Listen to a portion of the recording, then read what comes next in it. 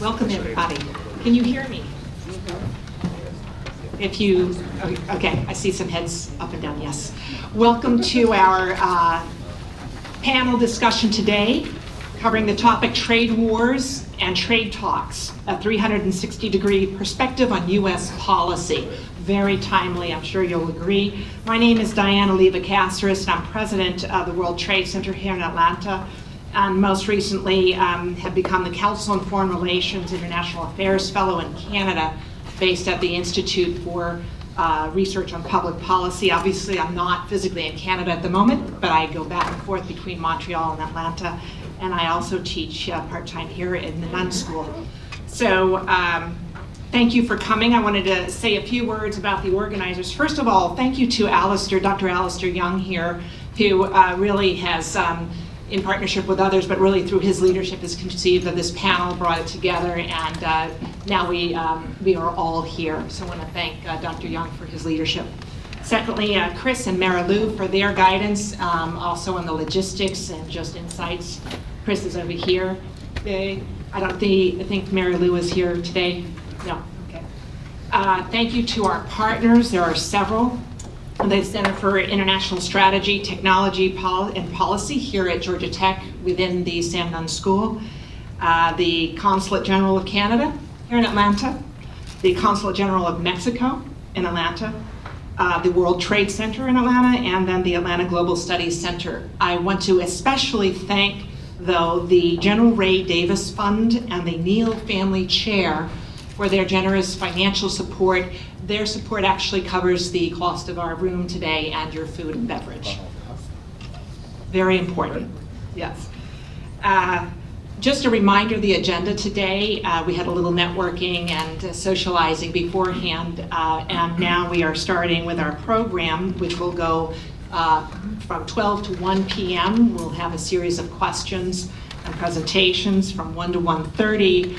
We will have a Q&A with the audience, and we would like your active participation. And then we'll conclude at 1:30.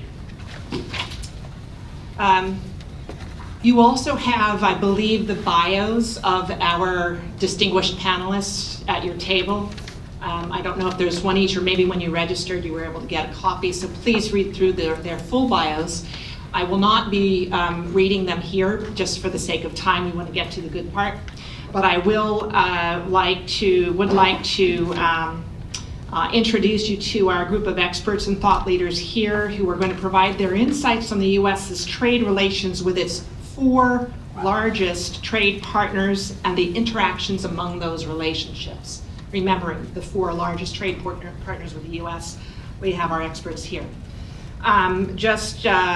Since we have lined up here at the panel, starting with the EU, I'll start with Dr. Alistair Young, who is the professor and Neal Family Chair of the Sam Nunn School of International Affairs here at Georgia Tech. Next to me on your right, my left, is Mr. David Weiner, Consul and Senior Trade Commissioner for the Consulate General of Canada here in Atlanta.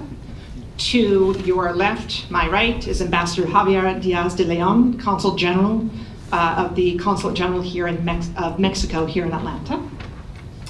And then last but not least, we have Dr. Fei-Ling Wang, Professor, Sam Nunn School of International Affairs here at the Georgia Institute of Technology, representing China. So actually, Dr. Young will be referring to US-EU relations, and David Weiner will be talking about Canada-US, and then we have Ambassador Diaz talking about Mexico-US relations, and then finally Dr. Wang with China-US, and then also certainly the external impact of third-party trade relations on their countries and regions.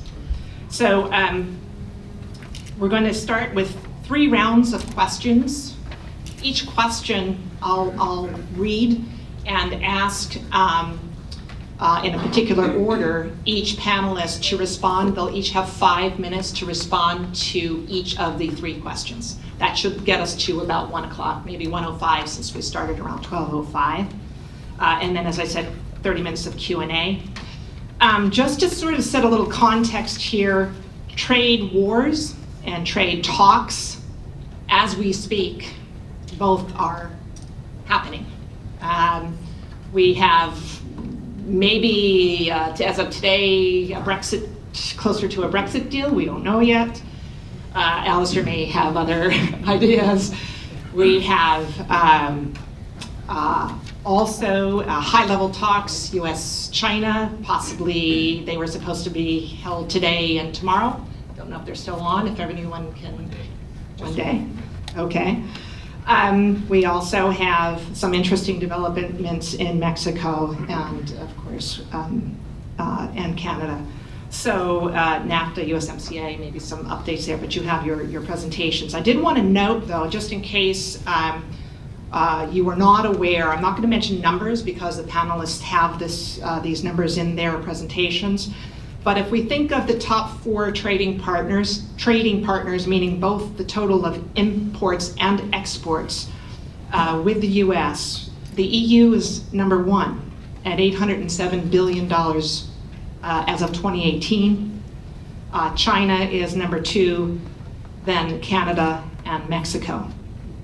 Those are the top 4.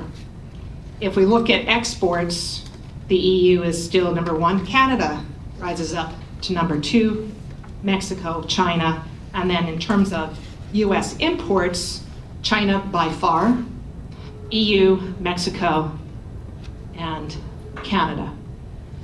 The Georgia trade stats are a little different, and I believe David Weiner has some stats on that, so I won't go into much detail, although a little different, as I say, mostly very similar, mirroring national.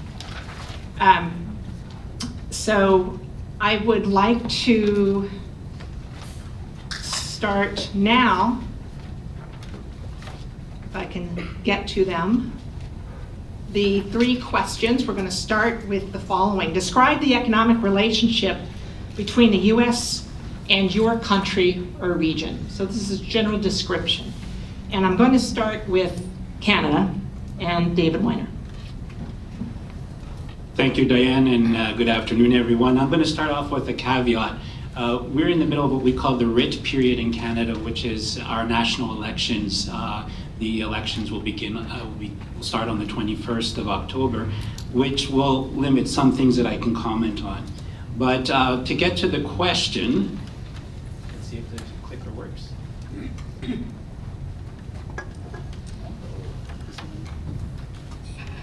if not,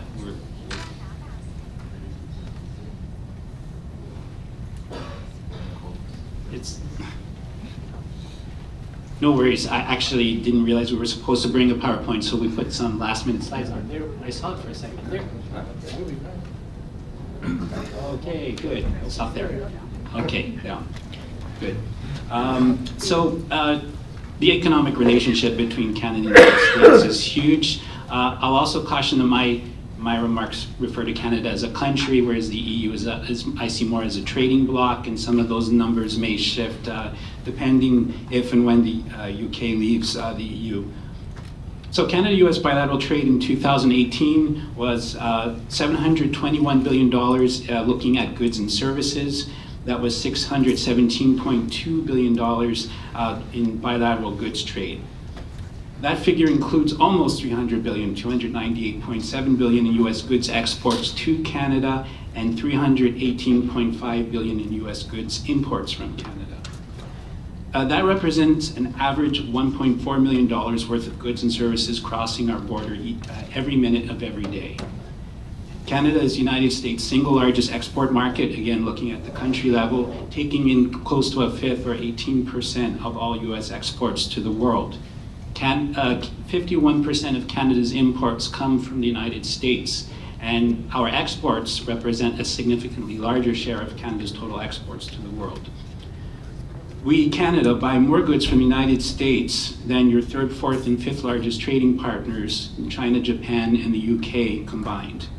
The United States has a 15% trade surplus, or $46 billion in manufacturers' goods trade with Canada. A lot of the surplus that we see is due to our trade in crude oil. 39%, Canada supplies 39% of US crude oil imports. And we are also the second source of foreign direct investment in the US. 6.3 million American jobs depend on trade and investment with Canada. That's 825,000 Americans that are directly employed by Canadian companies. I'm going to move on to the picture for, whoop, wrong way. That one. I guess we didn't get the Georgia slide. Okay.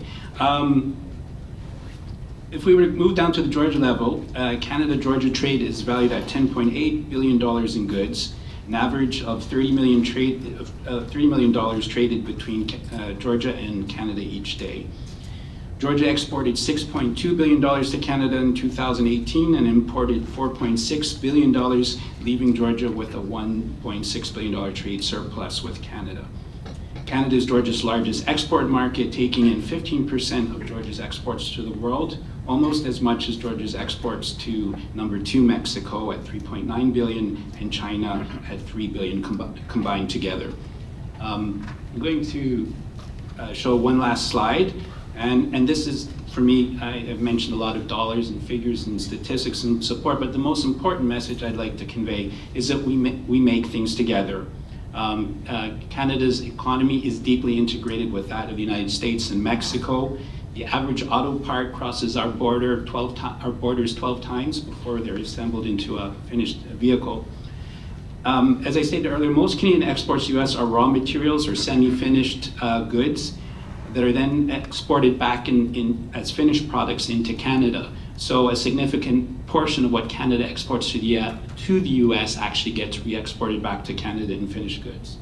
And roughly a quarter of all Canadian exports to the US are of American origin. So it's like getting a quarter back on every dollar that you spend in Canada.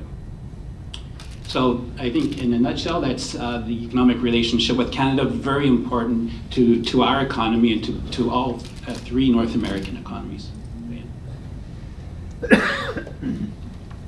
Thanks very much, David. Now I'm just going to switch. We actually designed it this way to have Ambassador Diaz speak on behalf of Mexico because it naturally follows with the US-Mexico-Canada agreement, perhaps an interesting interchange on this panel here. So I'm going to ask Ambassador Diaz to now present. Is this on? Yeah. So I'm going to do it in Spanish. Kidding. No first of all, thank you, Diane, and thank you all our friends from Georgia Tech for hosting us, having us here.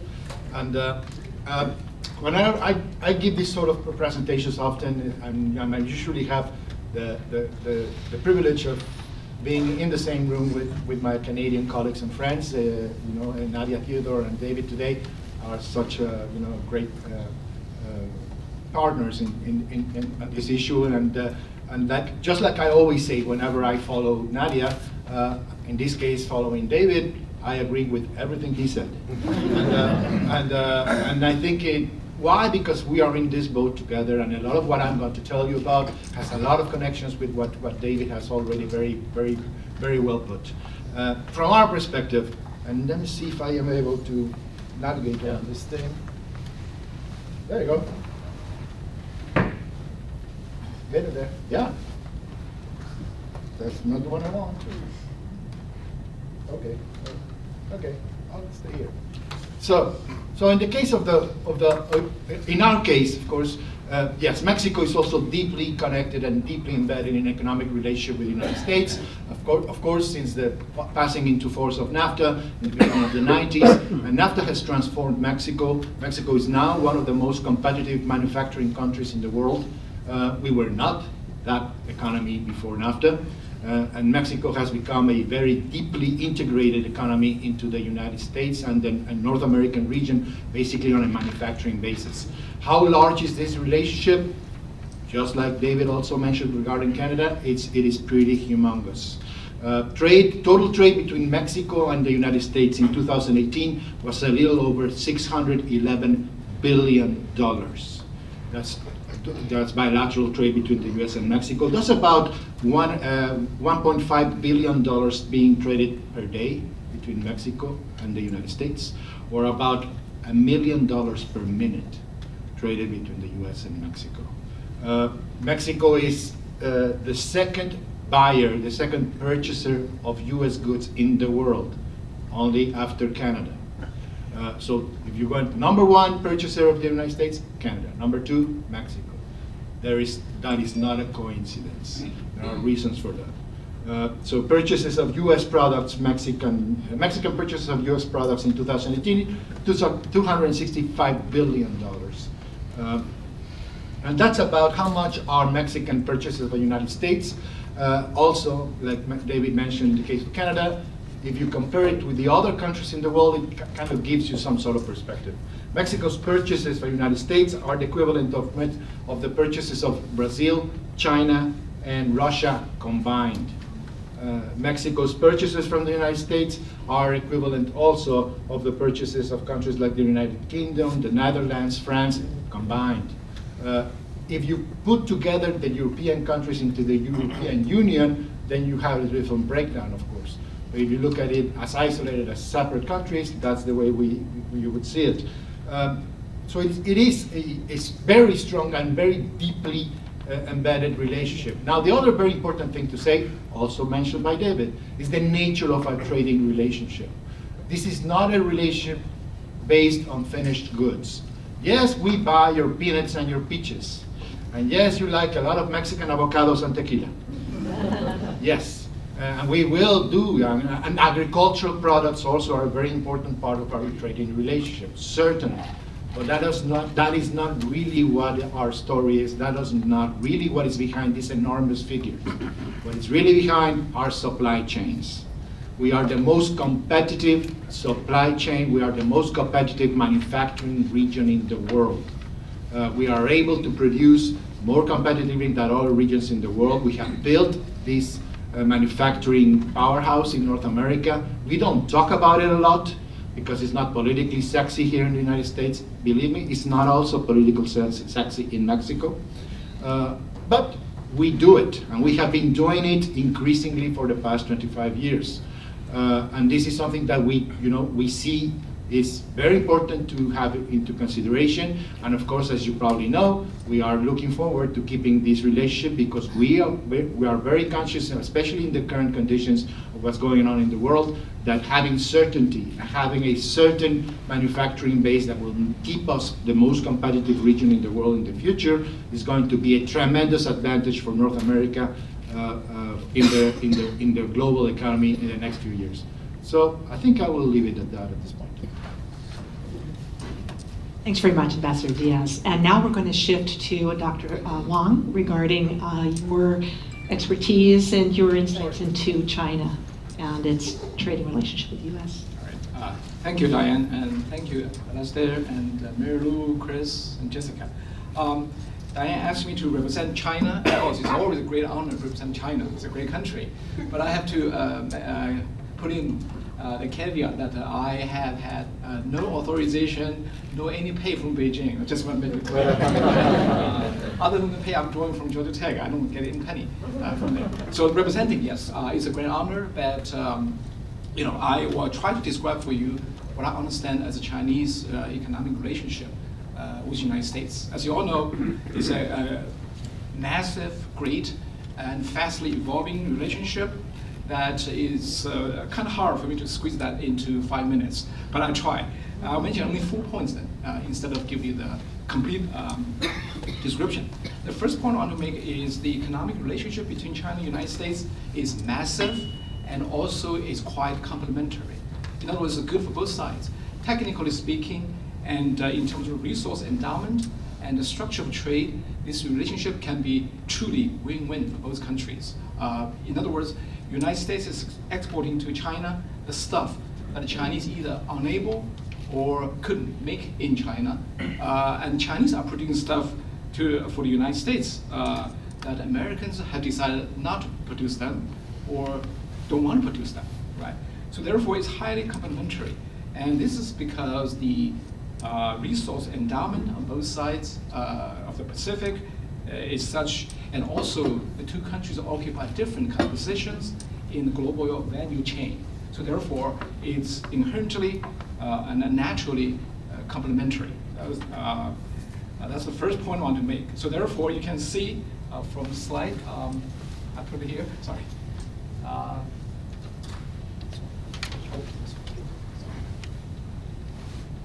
Okay, so you can see from the slide here, the trade, bilateral trade, has exploded once the United States opens market to China when China joined WTO, right? So that's one leading feature of the bilateral economic relationship between China and the United States. It's really exploding. The second point I want to make also, as you can see from this diagram, the relationship is quite unbalanced, right? Even though it's highly complementary and mutually beneficial, but the Chinese export to the United States has been growing much, much faster than U.S. export to China. We don't have time really to talk about why that's the case, but this is the fact. That is, the United States is accumulating huge trade deficit with China year on year. And the Chinese, as a consequence, has gained great trade surplus over the years, right? So the third point I want to make is related to this is this China-U.S. trade has been critically important for China simply because the Chinese have accumulated large quantity of what they call foreign currency reserve, or in Chinese we call the real money. And the real money is very big. The Chinese have now maintained the largest, this one. This must be made in China, right? I don't know. I'm just kidding. All right. As you can see from this diagram, I'm not representing China well. As you can see from this diagram, the Chinese have accumulated the world's largest, by far, foreign currency reserve, aka cash, right, in hands, up to 3.8 trillion as the highest. Right now it's about 3.1. Last month, September of 2019. That's a lot of money. That'll give the Chinese great financial power to do a number of things at home and especially abroad, right? So this is quite important. And much of this money, as I'll talk about later, comes from the United States directly, right? That's quite important. Oh. And this is how important the U.S. trade is to the United States. As you can see, ever since 1985, the United States has been the single largest, most important source of real money for the Chinese, right? And by far, sometimes the U.S.-China trade surplus for the Chinese is over 130% of the total trade surplus, which means China would have trade deficit in the foreign trade without U.S. trade, right? United States trade is a small percentage of total Chinese export, but it contributes a large share, sometimes 90%, something over 100% of trade surplus. So that's why it's very important. That's why this point is very worth noticing that the American market is very lucrative, very profitable for the Chinese, 2 and 3 decades in a row. Overall, as you can see, the United States, the Chinese have made $4.7 trillion from U.S. market over the years. That's exactly the total of Chinese foreign currency reserve. Right? That's the case. Right? So final point I'm going to make is this very important, naturally complementary, but highly unbalanced economic relationship now is under heavy political suspicion. Right? And this cartoon may give a sense of what kind of political suspicion is going on, both in Beijing and in Washington and other places. That is, some are saying and suggesting in China and outside China that the rise of Chinese power, especially economic power, is poised to overtake the world leadership from the hands of you-know-who, right?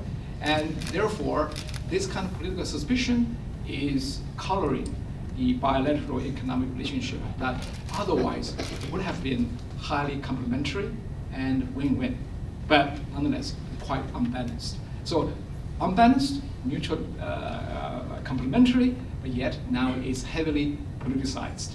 Thank you. I'll stop here. Thanks very much. Okay, so we're going to now shift over to Dr. Young, and you'll be speaking about the EU-US relationship. Thank you, Diane. Thank you, Chris, Mary Lou, and Jessica. So in 2015, the United States Trade Representative wrote, "The United States and the 28 member states of the European Union share the largest and most complex economic relationship in the world. Diane already stole some of my thunder. The EU is the United States' largest trading partner in goods. It is even more important when it comes to services. But the transatlantic relationship is more an investment relationship than a trading relationship. The output of US transnational corporations in Europe is more than twice the value of US goods exports. Because of the extent of cross-investment between the US and the European Union, half of all transatlantic trade in goods occurs within firms. 60% of EU exports to the United States occur within European firms. Much of the rest of that trade, as with Canada and Mexico, occurs within transnational value chains. This is not the trade policy of the 1980s. The United States does have a trade deficit with respect to goods, which is what the president focuses on, but the US has a surplus in services. The US transnational corporations in Europe produce more there than their counterparts do here, and the transatlantic relationship is actually extremely balanced.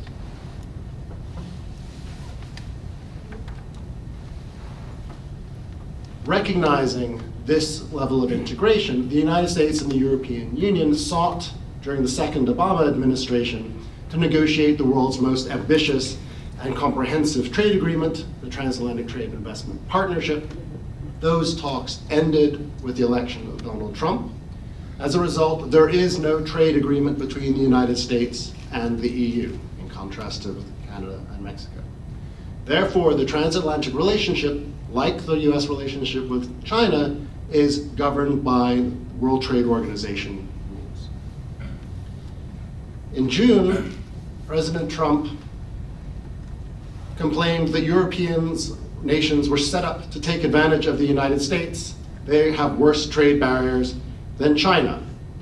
He is wrong on both counts. The European integration was aimed to prevent a conflict on the continent, and the US was a key catalyst and facilitator of that integration. European Union tariffs are generally low, and while some regulatory barriers are stringent, they are transparent and predictable. The EU, being the United States' largest export market, suggests maybe the Europeans don't treat the US so badly after all. But the perception that the EU is bad for the United States underpins the transatlantic trade tensions, which I'll discuss in a moment.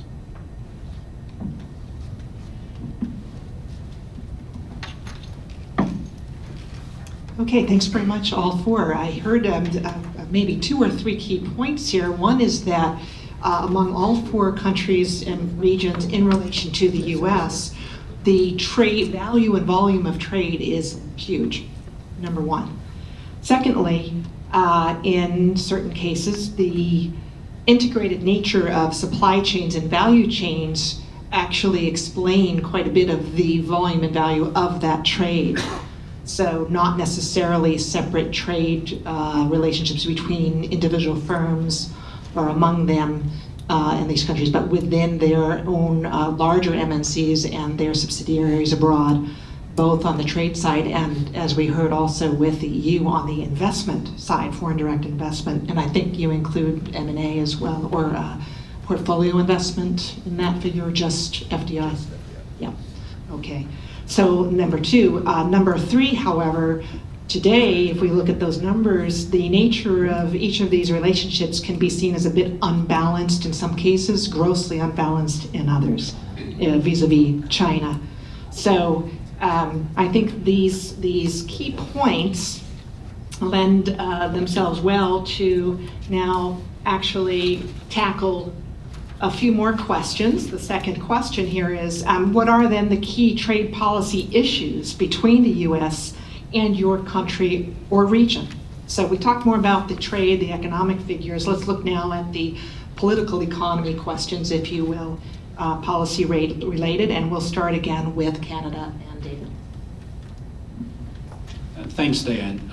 Well, I think it's no secret that the biggest trade policy issue between Canada and the United States right now is ratification of the USMCA agreement.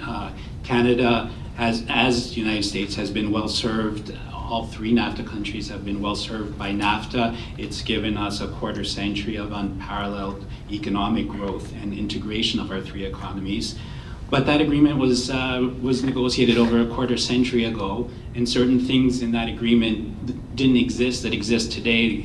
The internet was in its infancy, so e-commerce did not exist at the time. I think on the list of auto parts, there's 8 track players, and I think we moved past that. So we're glad, and it was high time to improve upon NAFTA and come up with a better agreement.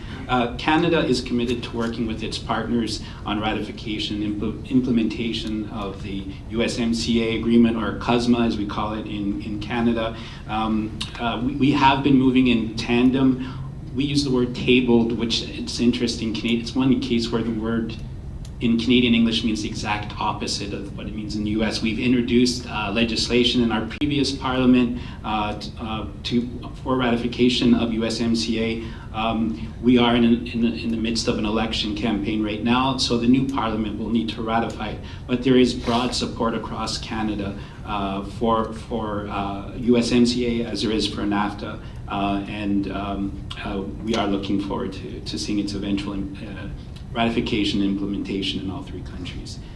Another big issue, which fortunately has been resolved, was the Section 232 tariffs on steel and aluminum, allegedly for security concerns in the United States. And well, in Canada, we found this to be a very difficult issue to accept, especially considering we have one industrial base for North American defense. We're part of NATO. The US actually has a trade surplus in steel with Canada. I could go on. We're glad that that agreement was resolved, that dispute was resolved. And we also currently have a letter that's in effect now on autos, as I believe Mexico does as well, that should the US impose Section 232 tariffs on automobiles, which would mean Canadian-built Chrysler minivans are a threat to US national security, we would have a quota, which is much larger than what Canada's ever exported in terms of autos and auto parts to the US. Another key issue, and it's a perennial issue between the two countries, is the softwood lumber dispute. I'm not going to go into the details on it. We've found ways to manage this issue in the past. We had a long-standing agreement.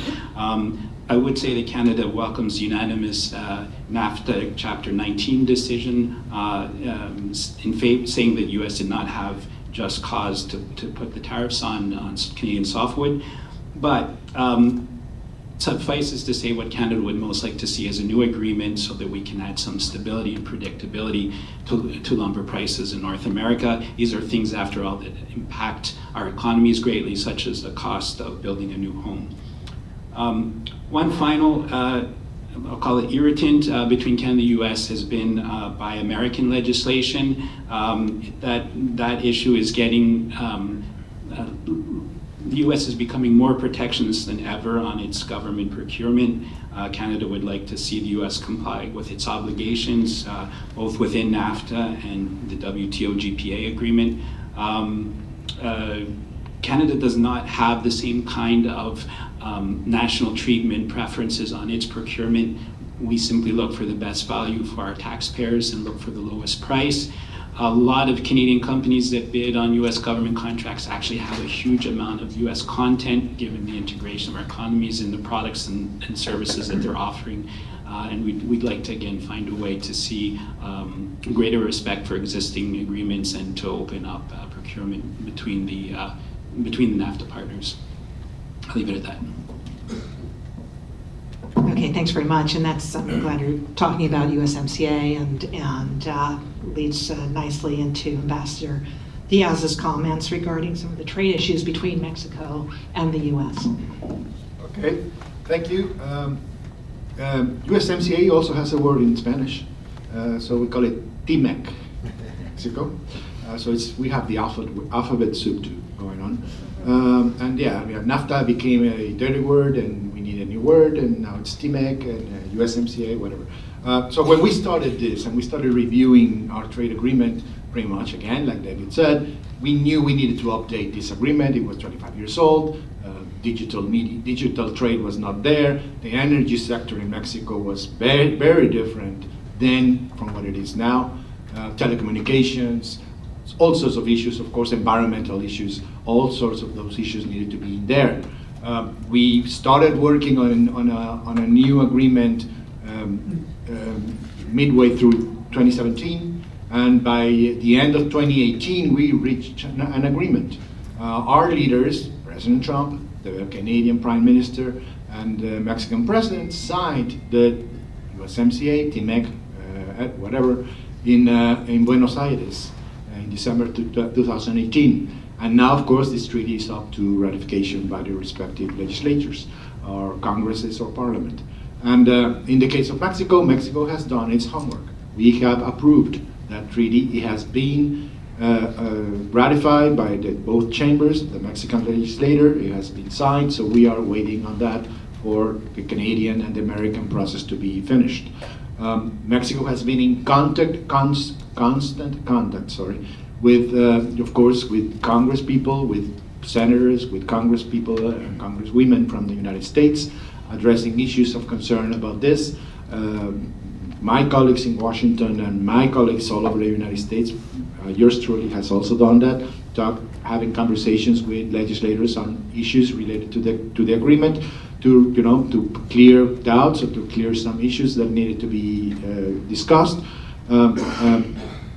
Particularly congressional delegations from both sides of the aisle, but particularly from the Democratic side of the aisle, have traveled to Mexico as of last week, actually. A large group of Democratic Congress people from the United States were in Mexico City having conversations with our government, finding a lot about the Mexican regulations and what legislative measures Mexico has taken to enforce the obligations under the new USMCA, particularly on the labor part of the agreement. So all those things are in place, and we are, expecting and hearing and following very closely what are the conversations in the United States. There are some rumbling around there. You all see the media, you all read these issues. There's some rumbling out there that there is an expectation that perhaps some voting might come into the U.S. Congress before the Thanksgiving recess. I don't know, but that's what we're hearing. We expect that to happen. We hope it will happen. And the new USMCA is very important because, again, certainty is critical for investors. Certainty is critical for the companies that are doing this supply chain and this manufacturing that I talked about before. And without that certainty, we will not be as competitive against other markets in the world. It is also critical because we need a 21st century agreement. We thought we already had a 21st century agreement in North America because we did something called the TPP. And by doing the TPP, which of course the US, Mexico, and Canada were part of, we had a 21st century agreement with a lot of the caveats and all the elements that now are in the USMCA.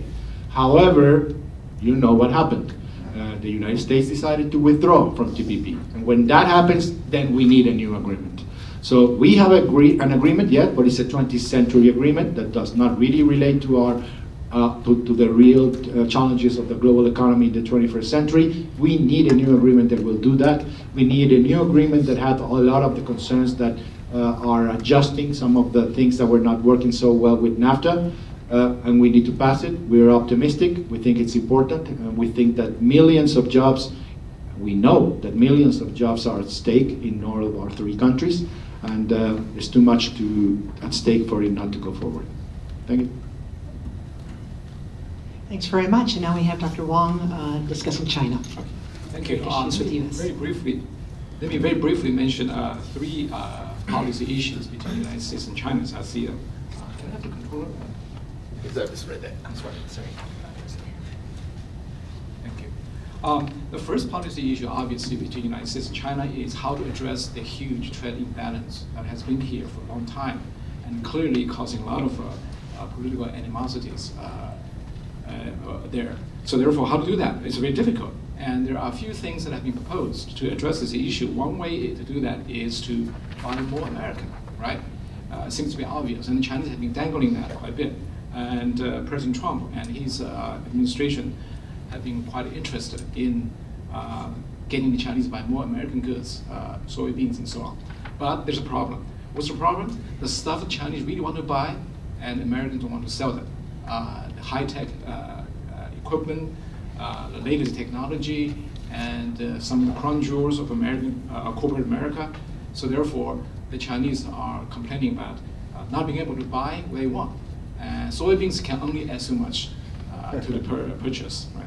The second thing that can be done to address the trade imbalance is, of course, to reduce the Chinese trade subsidies, export subsidies. As you all know, the Chinese export has been so powerful to the United States, to compete with United States producers, simply because mostly there's a huge government subsidies. Again, I'm not necessarily representing the Chinese government here. If I do, I always say no, there's no such thing. But then the fact is there is. And if you interview any Chinese exporter, they will tell you their profits, sometimes their costs are covered by subsidies, very significant. 25% is norm. So therefore, that's quite a big issue. But how do we reduce that? The Chinese government actually also has pledged to do just that, but it's kind of very difficult because there are structural issues in a way, and such as the massive state-owned enterprises, what to do with them, and the political concern of jobs in China, and the very big limitations of Chinese domestic consumption. That is, there's too much state-mandated savings probably, and there's also inadequate social safety network in China.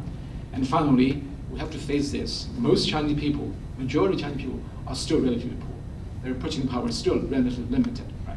So therefore, all those have contributed to the fact that a reduction of Chinese export subsidies is a long way to go, still a long way to go. And finally, of course, to open up Chinese market to American firms, right? But that's where a political and also economic dispute has been pretty pronounced. That is, has China followed up its WTO promises? The Americans are complaining that the Chinese have kept some of the most competitive, most profitable American firms outside the Chinese market. For example, cyber-related services, information industry, IT industry, and banking. American firms are completely kept outside of China, despite the WTO agreement that actually had a deadline of 2015. Now 4 years passed. There's no agreement on that. That one, of course, is politically vital to the Chinese government. So we don't see anything to change over there anytime soon. So without allowing the most competitive American firms to play in China, the long-term trade imbalance is very difficult to be reduced. Second issue, policy issue I want to quickly mention is the issue of technology transfer. China really wants to change its position in the global value chain by upgrading its industries and by importing or otherwise getting American technology. The question here is, of course, how to get and what kind of American technology to be gotten by the Chinese. That's where you can see it's kind of politically very sensitive, and also the easy solution is very hard to find because the Chinese haven't gotten a lot of American technology, obviously not enough. The third and final policy issue I want to mention between US and China right now is the issue of internationalization of the Chinese currency, the RMB. Now here's the reason why the Chinese are really interested in internationalizing its currency. This is the currency printing or issuing in China, EU, Japan, and United States. As you can see, the Chinese government now prints more money than EU, US, and Japan combined.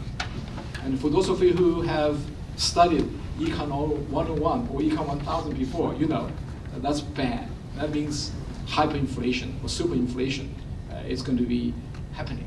And one way to alleviate that pressure is, of course, to internationalize your currency, meaning to make RMB globally used, circulating like US dollar. That will help reduce the pressure tremendously. And the Chinese government has been working very, very hard in that regard with some progresses. For example, the RMB now is one of the 5 currencies or 6 currencies in the basket, IMF basket of SDR. So it's kind of that's a kind of an important step. But over the past 3 or 4 years, the Chinese government has been shooting itself in the foot because in order to preserve that precious real money, we talked about before, foreign currency reserve, they have imposed quite restrictive capital control over the years.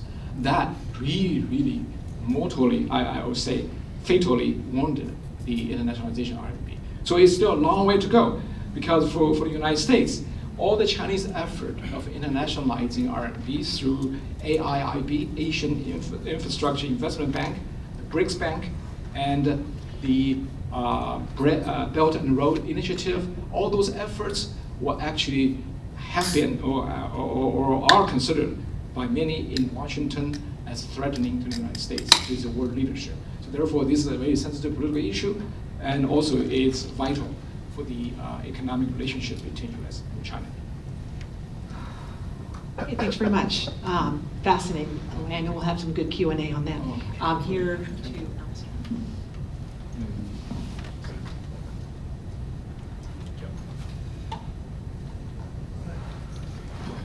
So I've been studying transatlantic trade relations for a long time. And the transition from ambitious trade negotiations under Obama to a nascent trade war under Trump almost gave me whiplash. And that nascent trade war is set to get worse. The question is, how much worse? The transatlantic trade tensions have been bad in the past, particularly in the early 80s and early 1990s, but there's a real potential that they'll be worse, become worse than they have ever been. So this is a list of the things that are coming. So what we have so far is we have the imposition of 232 tariffs on European steel and aluminum, as with Canada, big threat of our NATO allies. This is significant that they're couched as national security measures because WTO rules have an exemption. WTO disciplines don't apply to national security measures. For the Europeans, that is appalling because it sets the precedent that any government who wants to protect its industry can just say, oh, we're doing it for national security reasons. The Europeans said, we don't buy this national security argument at all. We think these are safeguard measures in disguise, and therefore we are allowed under WTO rules to impose retaliatory sanctions without waiting for the WTO to weigh in on the legality of the measures. Right? So that entailed the Europeans interpreting WTO law on their own in order to defend WTO law. Both the United States and the EU have filed WTO complaints against each other for their actions. Those tariffs haven't done much to harm European steel exports. Most of them are highly specialized and haven't been easily replaced, so they've just driven up the costs for US producers. But what's coming? Because that's nothing compared to what's coming.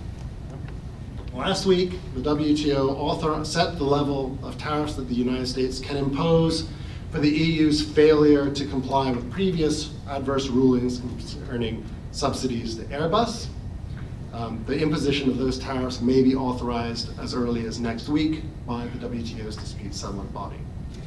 The WTO's authorization of $7.5 billion is twice the highest amount of enforcement tariffs that have ever been imposed in the past.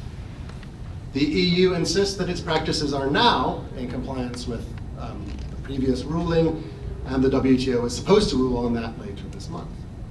In addition, next year, the WTO is expected to authorize the EU to impose sanctions on the US for subsidies to Boeing. The EU has come up with a list of $12 billion in tariffs, though that actual amount will be determined by the WTO that it plans to impose in response. The EU has proposed that the two sides negotiate an agreement on airport subsidies. It's like the 1990s all over again, but the Trump administration's not particularly interested in that. Those tariffs, given their scale, is likely to cause economic pain, particularly it's targeting luxury agricultural products, so single malt whiskey is on there, and aircraft. But here's the story of supply chains, shows how complicated this sort of trade policy approach can get. If the tariffs on Airbus planes actually causes sales to drop, it could have adverse effects in the United States. According to Airbus, 40% of its aircraft parts come from the United States.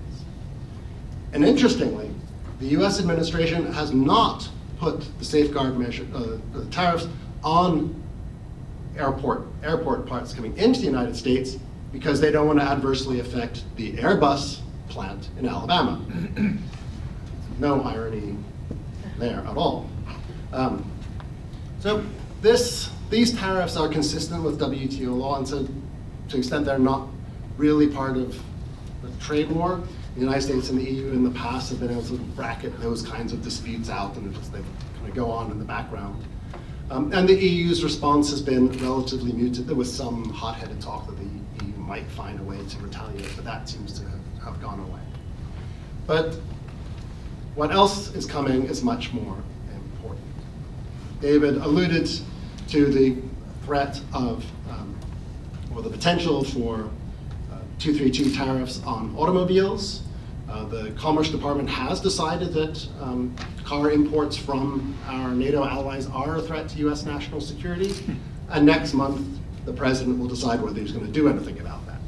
And what's on the table is a 25% tariff on car imports. And for the Europeans, that would be, and particularly Germany, that would be a very, very big deal.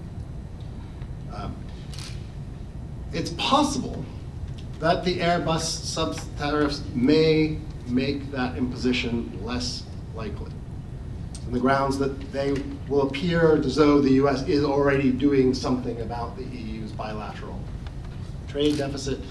And apparently US Trade Representative Lighthizer not a big fan of the 232 tariffs because he likes using tariffs to get something rather than for vague purposes.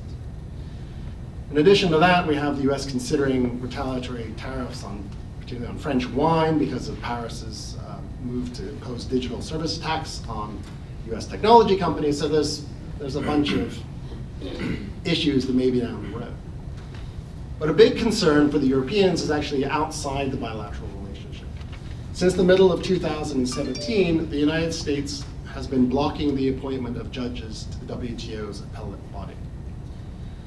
Because it considers the appellate body, has some procedural objections to how the appellate body has worked, but particularly is concerned that the appellate body has been interpreting WTO rules beyond what the members intended.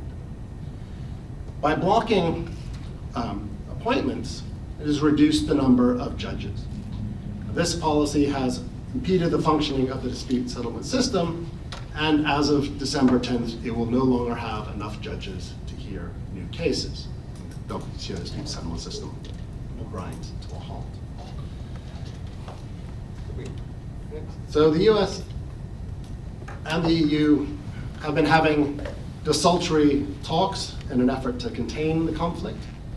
In July 2018, President Trump and European Commission President Juncker agreed to have talks about talks. The EU also agreed to increase imports of liquefied natural gas and soybeans, which has happened due to market forces. Not Europeans can't do the Chinese model of ordering imports, but it's happened anyway.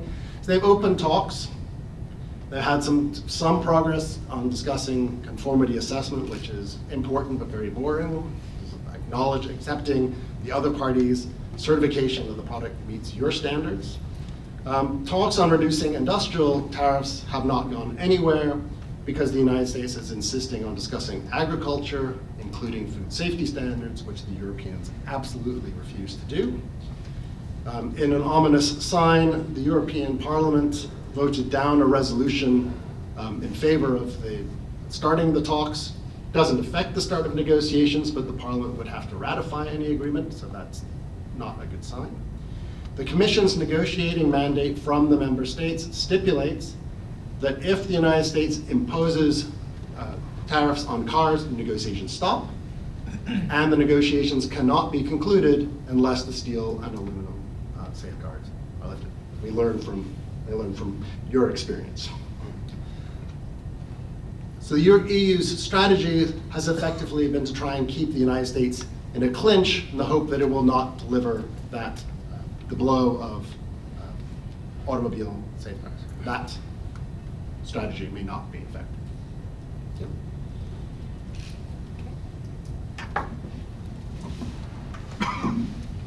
Thank you. Now you can see we've gotten to the meat of some of these trade policy issues per country. And here are some real concerns over, generally speaking, just the uncertainty between the U.S. and its top 4 trading partners in several areas, some very specific relating to autos, or some solutions that are very specific, buying more soybeans, China buying more soybeans from the U.S., but nonetheless highly uncertain in terms of next steps, even short term and certainly long term, which makes it very difficult for firms, if we have people in the audience representing companies that are trading and investing with our top 4 partners.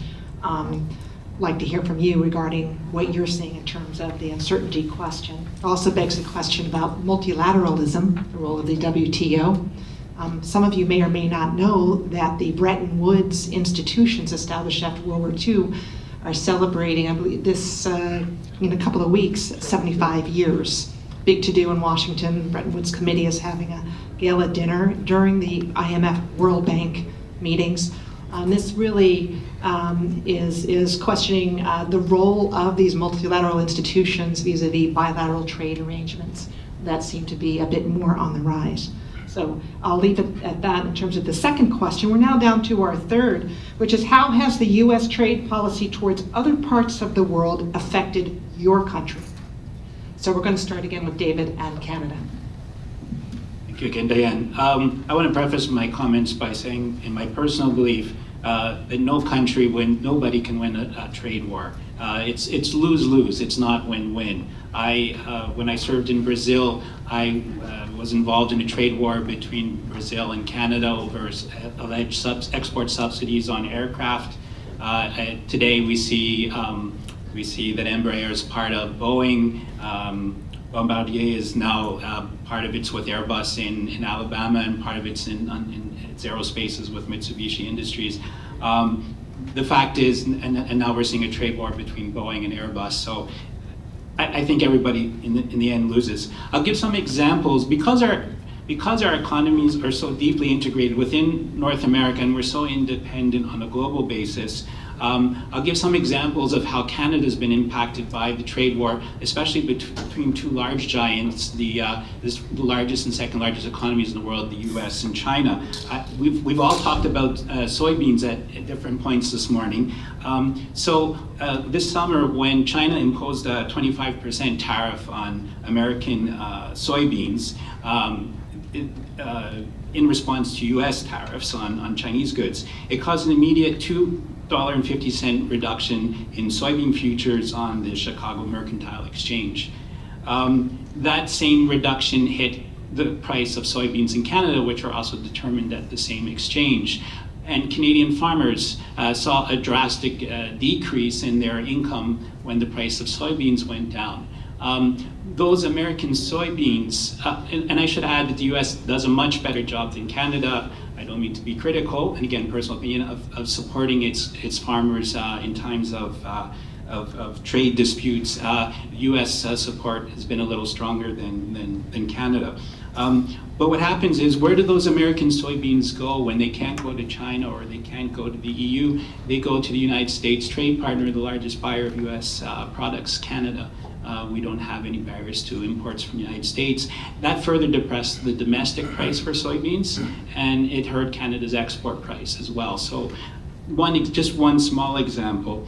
Another example I'll give goes back to that 232 dispute, Section 232 dispute, tariff on Canadian aluminum. A company based here in Atlanta, Novelis, has 2 plants, one in Oswego, New York, near Syracuse, and another just across the border in Kingston, Ontario. And what happened was that about 1/3 of the raw aluminum that Oswego facility purchases comes from Canada, mostly from Quebec. It was hit with tariffs. that facility hot rolls the aluminum into a semi-finished product that the plant in Kingston, Ontario depends on. That was hit with Canada's retaliatory tariffs for the 25% tariff that the US placed on Canadian aluminum. The facility in Kingston then finished the product and shipped it back to the US. It's used in Ford F-150 pickup trucks, for example, and that product was hit with another 25% US tariff. So the poor Atlanta companies trying to do a good job, but workers, our plants, our trade flow, our integration of businesses get hit time and time again by the tariffs, and that's not a good thing. Fortunately, we've moved on from that dispute. And finally, the business industry is very resilient. It can react to any challenge that's, business is very resilient. It can react to any challenge that's placed at them. The biggest challenge they're facing now is uncertainty, and there's no solution for uncertainty because you don't know where the next problem is going to be coming from. This great uncertainty in trade policy and tariffs is forcing companies around the world, including here in the US, to examine their global supply chains. And they're all trying to de-risk, to the extent they can, where the next tariff might hit their supply chains and affect their competitiveness. Often they're quoting products a year in advance, and they have to absorb a lot of the costs. They can pass on the increased costs. So Canada has 14 major trade agreements around the world, including with the European Union, the EFTA countries, CPTPP, the Trans-Pacific Partnership countries, much like Mexico.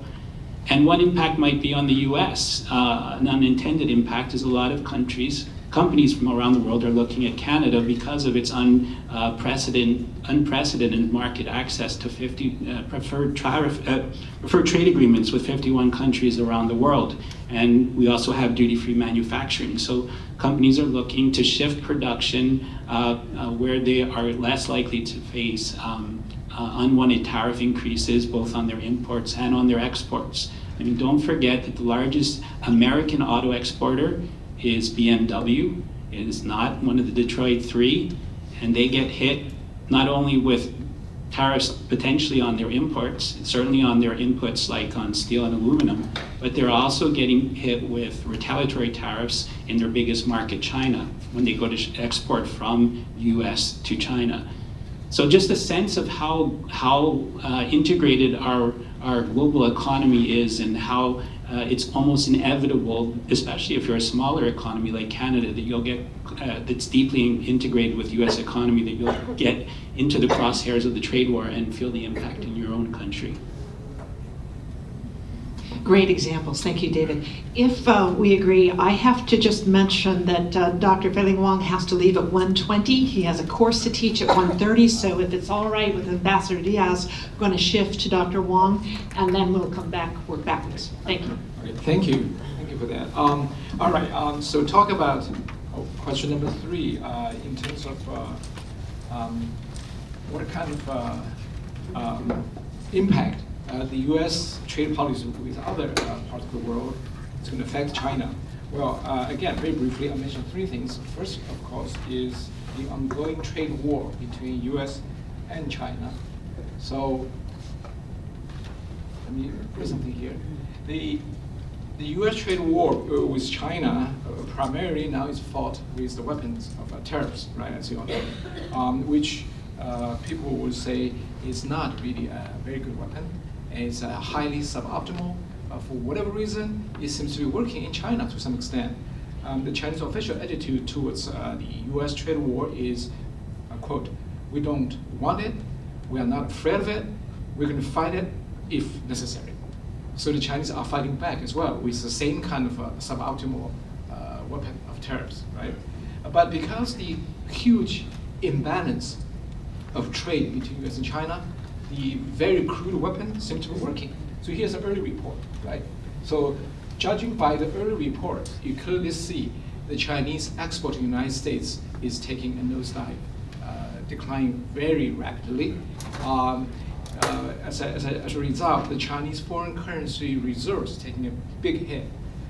Their cash income, quote, the real money, is reducing substantially because, as I mentioned before, the U.S. trade is the most lucrative of the Chinese foreign trade by far. So therefore, this weapon is not great.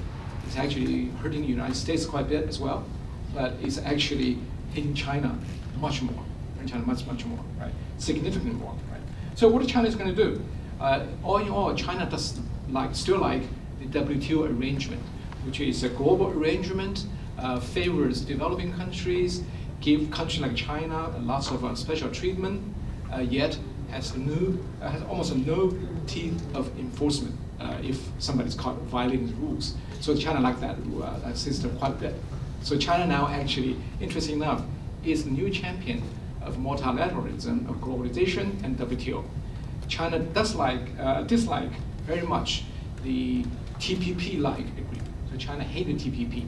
Beijing really was happy that Washington withdrew from TPP arrangement. Right? And so that right now, the new trade deals between Mexico, Canada, and China is not perceived well in Beijing. They don't like this. They don't also like the proposed EU, Europe, US, and Japan trade deals in that nature. And many in Beijing are talking about a new kind of isolationism going on. And they're talking about the death of WTO, which is bad. So again, very interestingly, Chinese leaders now are the champions to promote multilateralism on the world stage, right? Of course, Chinese being an entrepreneur and industrious, they also are trying very hard to look for a substitute market for American, North American market. They have made some success, and here's some numbers. Right? In 2018, as you can see, the United States was by far the biggest cash cow for Chinese foreign trade. Right? The United States provide whopping 92% of Chinese trade income, trade surplus, 92%. Even though United States trade is only about 19% of China's export. So again, it's very lucrative. So in the first part of this year, the Chinese have been hit quite a bit by trade war. So Chinese are looking for a new market. And here are the new market.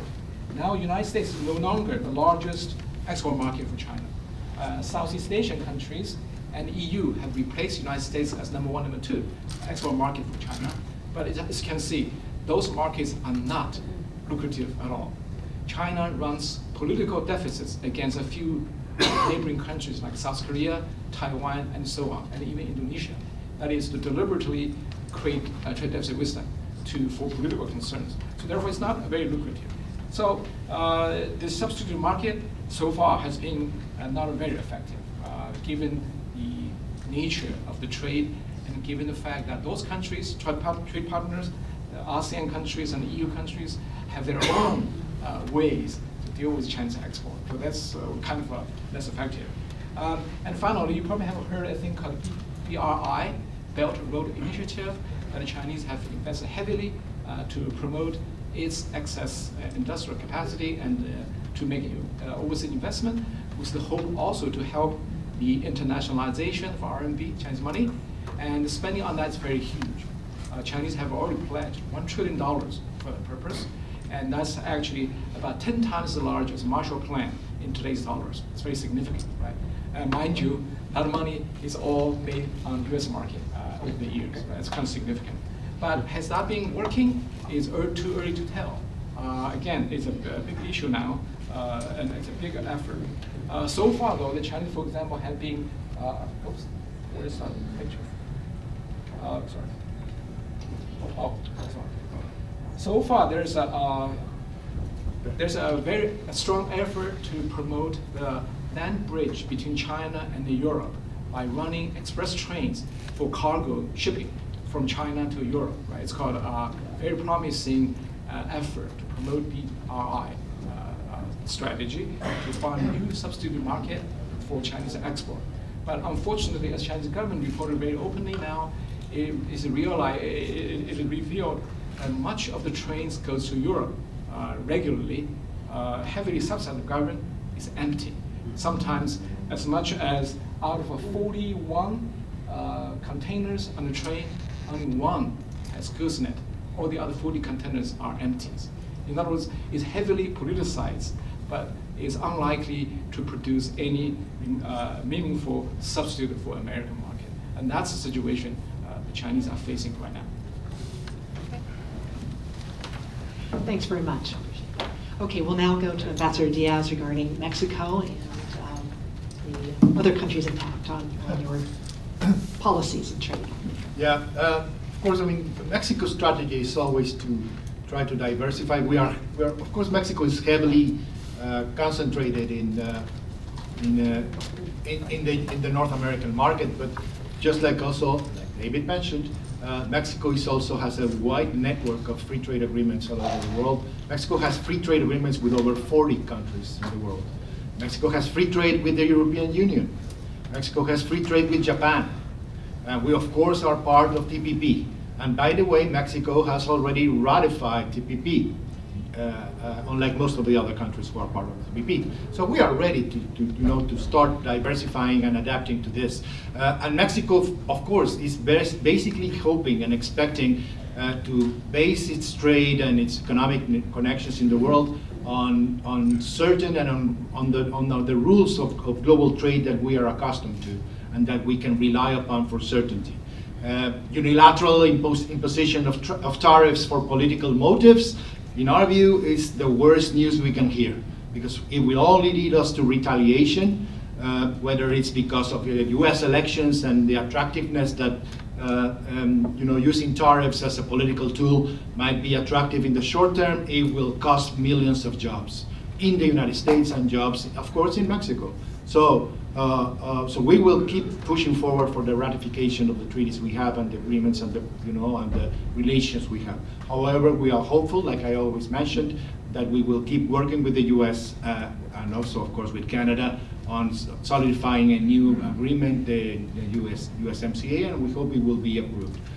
On the other hand, what has happened related, to what's going on in the other parts of the world? Of course, the obvious thing to say is that it has to do, of course, with the trade war going on between the United States and China.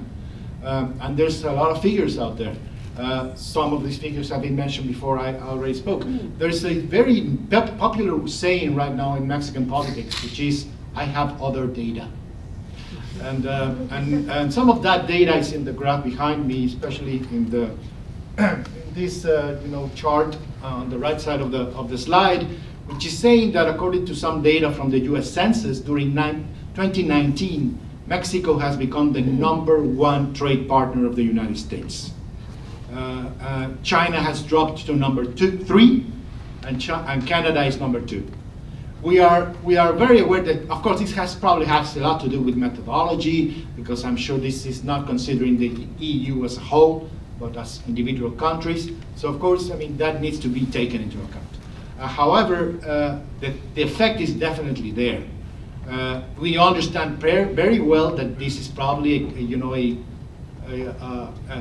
a short-term issue related to the trade war going between China and the United States.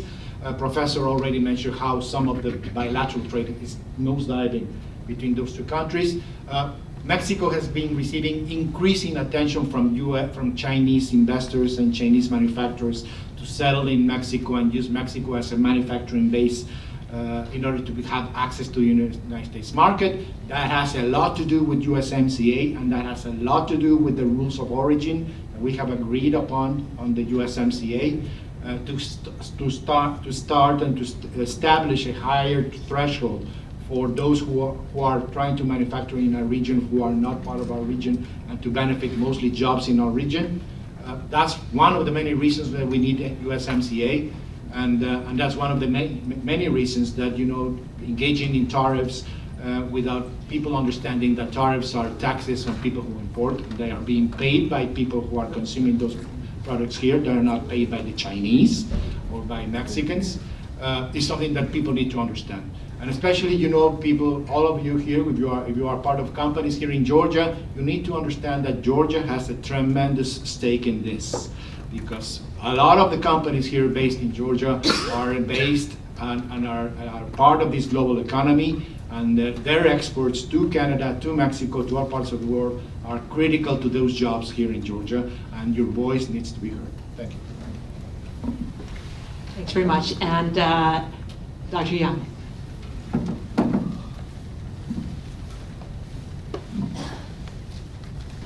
So,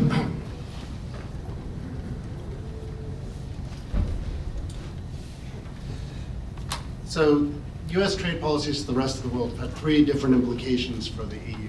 One is to experience trade diversion due to US tariff and others' tariffs. Second, it has gained competitive advantage due to the US withdrawal from trade agreements. And third, it can free ride on US efforts to change Chinese policies if those are successful. The first, in terms of trade diversion, this compares the first half of 2019 to the first half of 2018, when tariffs were just beginning to come in on China. The main ones began hitting later, so it's a rough before and after comparison. You can see the EU's exports and imports from all of its key partners have increased. And this is early to tell. This may well reflect trade diversion. Certainly the surge in soybean exports to the EU from the United States is due to the fact that the Chinese market was closed and the value of price of soybeans, US soybeans, fell. But you also have a situation where US exports to China, EU exports to China have become more competitive because they're not facing the tariffs that the Chinese have imposed on US products. There's also the possibility that because the US, we've been talking about all these transnational supply chains, US tariffs hitting those supply chains may make US exports less competitive. European companies as major competitors to US ones would stand to gain. As a leading exporter, however, the EU is concerned about any developments that depress trade generally, and the uncertainty surrounding these trade conflicts is certainly that. In terms of trade agreements, the EU considers the US withdrawal from TPP a boon, like the Chinese. The EU has very actively been pursuing trade agreements. The most economically important was the one with Japan. If you look at the ones yellow, are agreements currently being negotiated.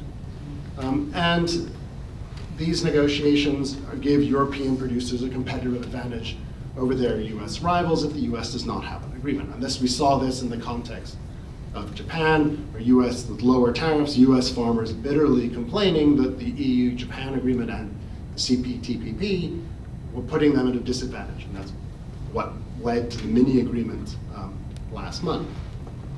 In addition, the EU is using its trade agreements to promote recognition of geographic indications.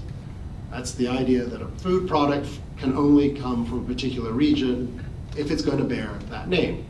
So champagne, prosciutto di Parma, feta cheese. US products cannot be sold in markets that have agreed to EU geographic indications under those names. That's not good. In addition, the EU has been pressing its partners to align their auto safety standards with UN Economic Commission for Europe standards, which the EU uses, but the US does not. Now, the effects of that are muted by most countries accepting US standards as equivalent, but the EU is quite actively promoting its rules on auto safety. In terms of China, while the EU does not like the US approach to trying to change Chinese policy, it loves the objectives. So if the US can secure real changes to Chinese practices on technology transfer and intellectual property, the EU will be extremely happy. I don't expect that to happen. Thus, while the bilateral trading relationship is fraught under President Trump, US trade policies toward the rest of the world have created opportunities that the EU has been happy to exploit.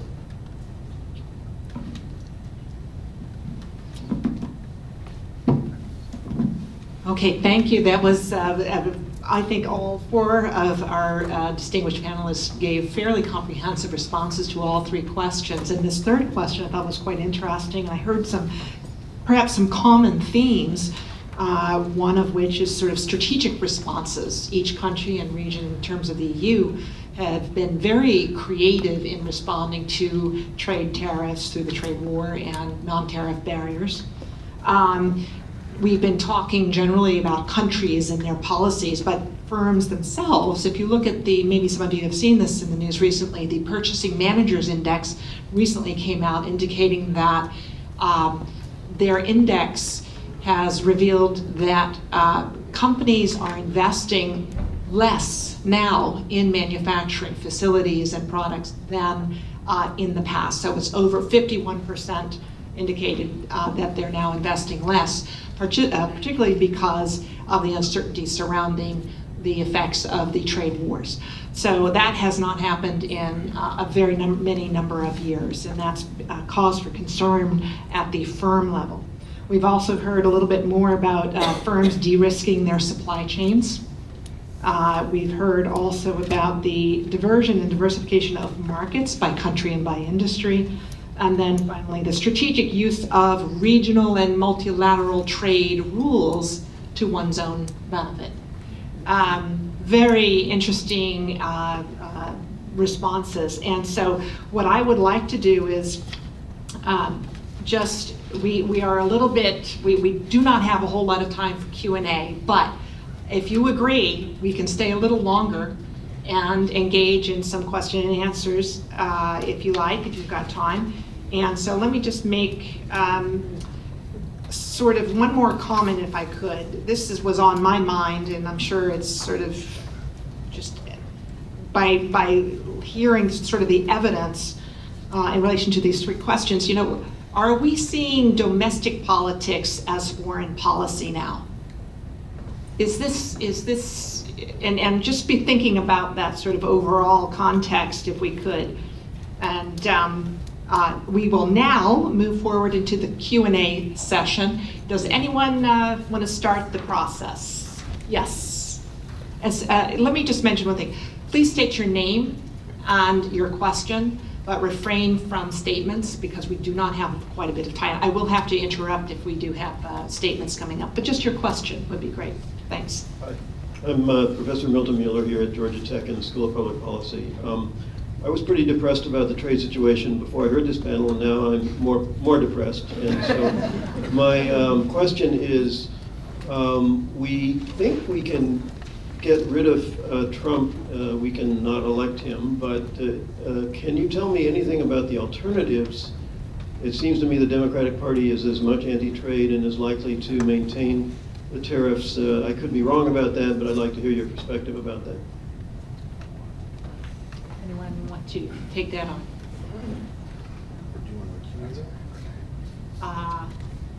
Okay. Actually, let's first start with the response, and then I'll start to and I'm pointing this to Alistair, if you know. I guess it's me. Yeah, the Democratic candidates are not super enthusiastic about trade.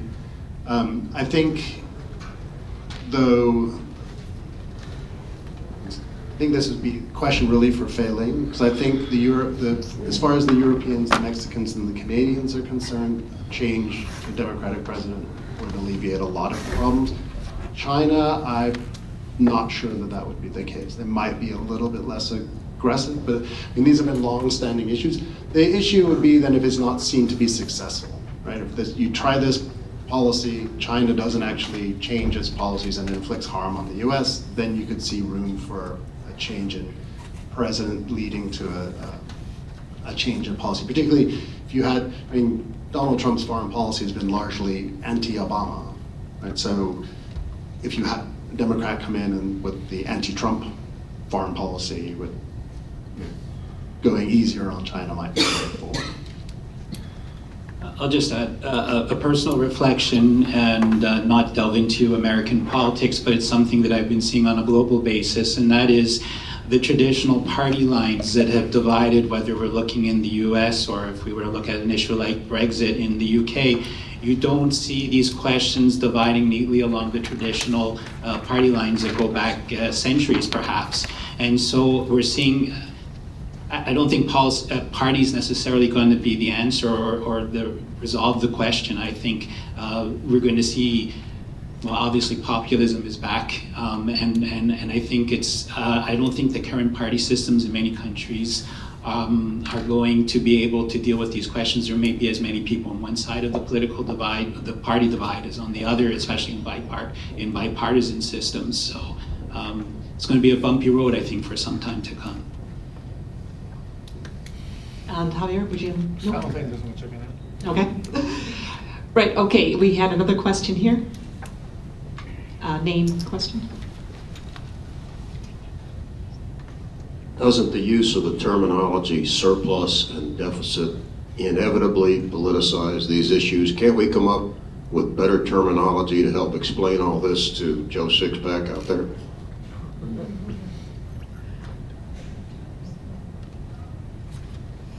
I can start. There's a big question on whether or not surpluses really matter. But yes, on the populist side of the equation, they do. They're looked like sports scores, and you win or you lose. But if we were to look at an American company like Apple that's assembling its iPhones and Apple Watches and things in China, when China exports that around the world, not just the United States, is that an American export? Is it a Chinese export? I mean, the world is increasingly more complex, and again, I don't think these things divide so neatly along party lines. We need people that can perhaps communicate some of this complexity in more simple ways that even populists can understand. Well, I mean, it's even worse than that, is because of the extent of value chains, the surpluses and deficits are actually exaggerated. And so you're getting a misleading scale of the deficit with China, because I think it falls by a third if you do it. The U.S. deficit with China falls by a third if you do it on value added rather than on final product. So so not only is the language problematic, but how trade is measured also exacerbates the problem. I think a lot of the rhetoric and political use of trade as a tool has a lot to do with what we, and I would say all the countries in the world who have engaged in the global trade architecture in the past 30 years, probably haven't been as successful as we should have in trying to better explain to the lay people, what is the nature of trade. And it's complicated and it's complex, and people want simple wording, and they just think about in terms of plus or less, winners or losers. It's a lot more than that. It's a lot more complicated like that. And in the case of NAFTA, it became a dirty word because I think we in Canada, in Mexico, in the United States were not able to explain clearly to the people in our countries how this was something that was really good for all of us at the 10,000 feet level. We'll always be able to find somebody who will tell us a horror story. Yes, there are horror stories in Mexico, by the way, and a lot of them. But 10,000 feet, how the economy works, how does really trade work, and of course the value-added part and the supply chain part of it. So we need to find a better language about this, because if we don't, yes, the demagogues and the rhetoric will triumph. Thanks. I think we have time for probably two more questions, if that's all right. Okay.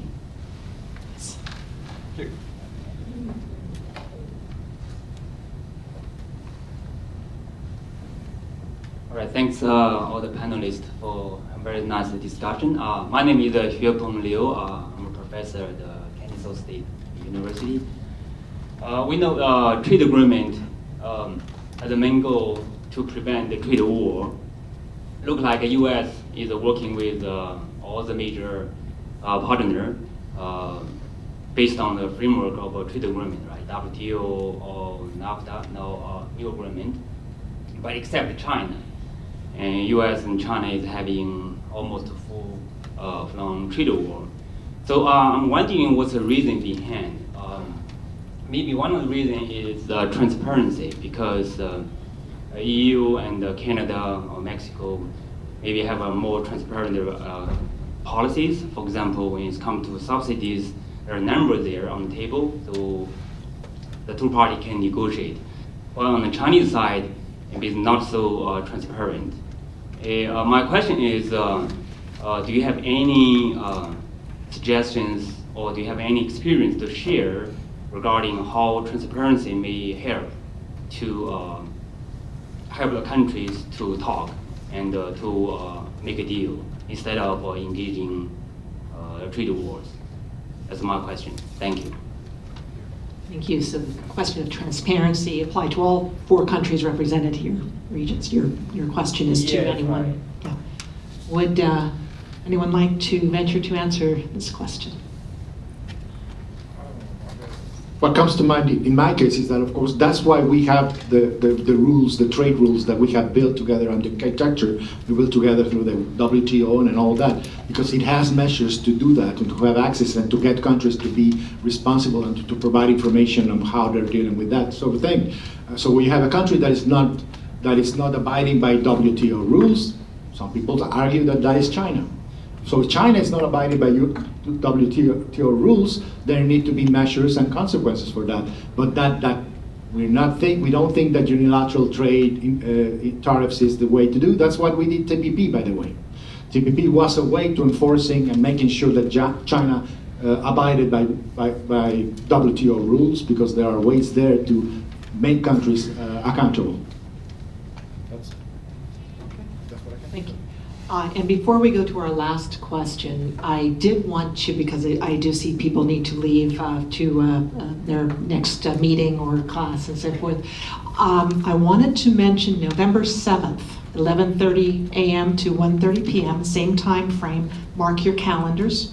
We're going to have another event called Global Hotspots, Managing Your Import-Export Risks. So here we're talking a little bit more at the macro level and industry level. The follow-on event will be much more firm-specific within this context, this sort of, as I mentioned, country and industry-specific context. We will let you know the location. You all, if you don't mind receiving an email about it, we'll send you the email with the location. And I want to thank David Weiner here from the Canadian Consulate and Tempus FX for also being sponsors of that event. So we invite all of you to attend. Now, we had one more question. I think we're going to have to maybe go with the gentleman here. Hi, thank you. This will be short, and we have the three individuals that I need to ask you to. My name is Brian Grant. I'm a commercial realtor. I used to be a professor at Georgia Perimeter some years ago. In terms of NAFTA addressed the needs, let me put on my glasses, hang on a second, I can read my question. I'm getting old. Thanks. And flip, please. Thanks. And NAFTA addressed the needs of large companies to move operations where they can reduce their cost of goods sold. As those more affordable markets develop at the expense of the labor markets from the original countries, the affordability becomes less and less significant. I'm just wondering, the next thing is Baja Tempranillo and Canadian Oyasonos wines and produce are essentially blocked from competing on the shelves of USA stores. With the next step with NAFTA, or now it's called USMCA, be to open up free trade for small and medium-sized businesses, particularly smaller specialty farmers, such as wine growers and organic producers. I ran into this because a friend of mine has just bottled 30,000 bottles of Tempranillo in Baja California, and she cannot sell one of them in the United States or Canada. And I'm like, well, let's see how NAFTA handles it. And of course, we figured out it was blocked. And my original naive thought about NAFTA was it was to enable that sort of trade. And if it doesn't, then isn't the way forward for all of us as these three nations to do just that, to enable it now at the more granular, smaller business level? I mean, it's an interesting question, the SME focus, but not sure that it's delineated within USMCA as much, would you say? You're talking about wine, Tempranillo wine, in particular, which I have no information on. But I mean, in the end, basically, yes. I mean, NAFTA and USMCA is basically an agreement, yes, about trading goods, but it's mostly about producing and manufacturing. That is really what it's really about. But it's a preferential access agreement between the three countries that includes all sorts of things, including agricultural products. And USMCA, of course, has an agricultural part of it, which is substantive, that include products like the one you mentioned. And it includes preferential free access among our three countries on that.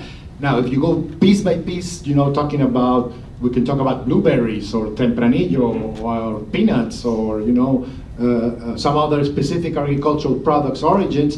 Of course, there are rules also related to phytosanitary regulations that pertain to the United States and Mexico and Canada, but there are rules for that. But in large, that's what the agreement is for, to have certainty for that. if you're talking about products that come from elsewhere, from outside the region into our then that would be a different thing. But that's what I can tell you. I'm referring only within the 3 trading nations. So I don't think there should be any block for them to come. Yeah, there is, so that's why I'm asking. So. And also on the alcohol, so wine in particular, each state in the US has its own rules and regulations, so you're not talking just about national. So the institutional structures in each country and within states really do vary, so that is another challenge that is actually unrelated to USMCA as much once you're in countries.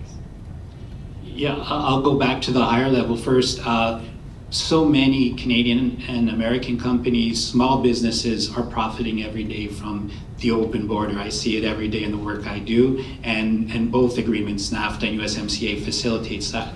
There's certain products, very few of them, not the majority, where things are a little more complicated because they're regulated differently across 50 states. In Canada, we have 10 provinces, so a little easier. I don't know the particular case why you've come to the conclusion that Canada is close to those products. In most of our provinces, the provincial government controls the sale of alcohol. They act as a retailer, much like in Pennsylvania. It was the other way around. We can't get your Oyasunos wine here. Okay, so I'd be glad to discuss that again. Every state has its own regulations, so there may be a barrier in some states and not in others. Chains of distribution, getting distributors that are willing to carry a certain product sometimes is the most overwhelming for a small business. But I'd be glad to discuss particulars and see if I can help. I've helped a lot of Canadian wine growers, wine producers export to the US and vice versa. It's not easy compared to others. It takes more time and patience, but by and large, it's still a relatively open market. Does anybody else want to comment? Thanks. Thank you. I know you'll have more questions, and feel free, I think we can say, to contact any one of us should you have additional questions that you think of even after this session. And then again, don't forget the November 7th event, and I believe that in the future there will be even more similar discussions, so we invite you to attend. Thanks again to the panelists and to you for making the time to contribute your insights as well. Thank you.